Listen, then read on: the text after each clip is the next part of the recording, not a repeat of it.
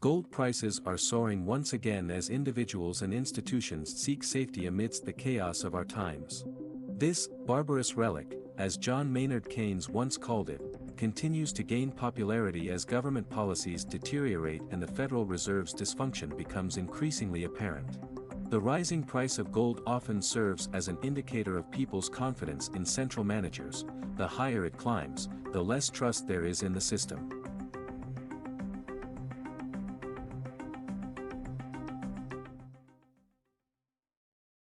Despite attempts by the elites to erase gold from monetary discussions, it remains relevant. Recently, there has been renewed interest in the gold standard, a system that links a country's currency to a fixed amount of gold.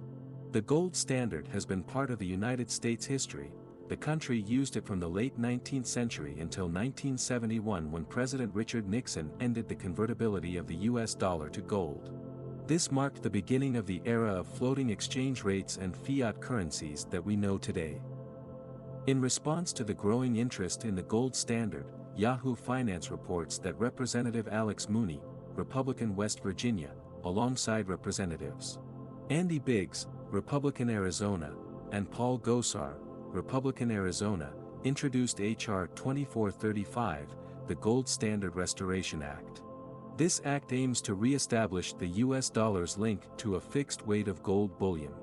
Should the act pass, the US Treasury and Federal Reserve would have 24 months to disclose all gold holdings and transactions, after which the dollar would be pegged to gold at its current market price.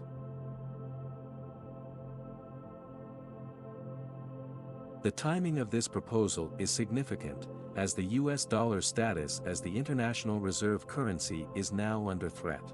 Countries such as China, Russia, India, Saudi Arabia, and Brazil are working towards independence from the dollar due to its politicization by the Biden administration.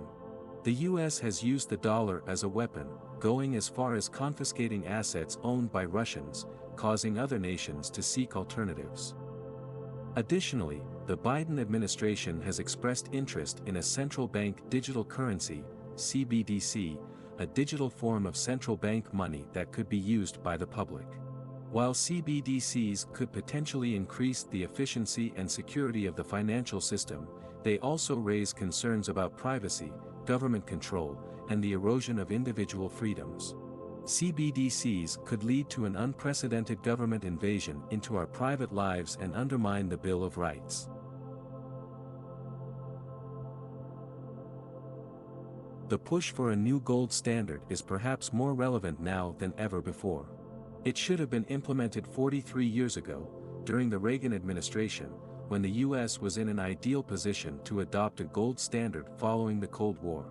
Instead, the US embarked on a series of wars, destabilizing regions worldwide and ultimately leading to acts of terrorism on American soil.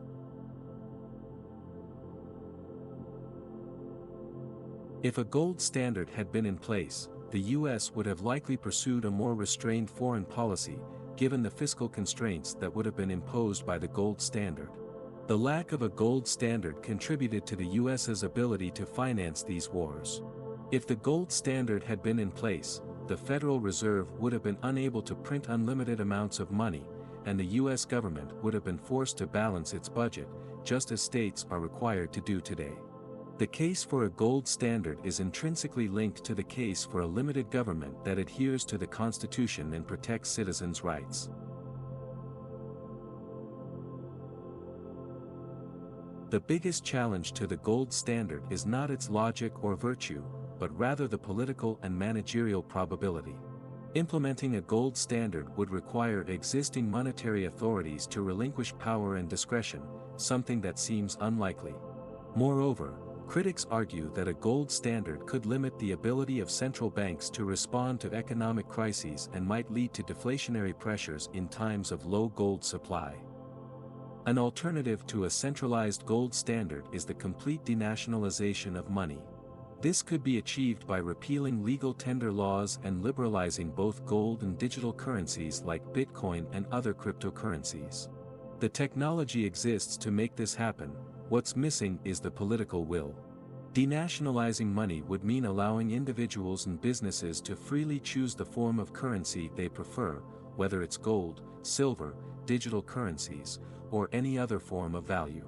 This would foster competition among currencies, driving innovation and stability in the financial system. In such an environment, the market would dictate which currencies survive and thrive, rewarding those with the best balance of stability, security, and usability. Advocates of denationalized money argue that it could help address many of the concerns associated with both a gold standard and a CBDC. For instance, it would limit the power of central banks to manipulate the money supply, reducing the likelihood of inflation and economic crises. At the same time, it would preserve individual privacy and freedom by allowing people to choose the currency that best suits their needs and values.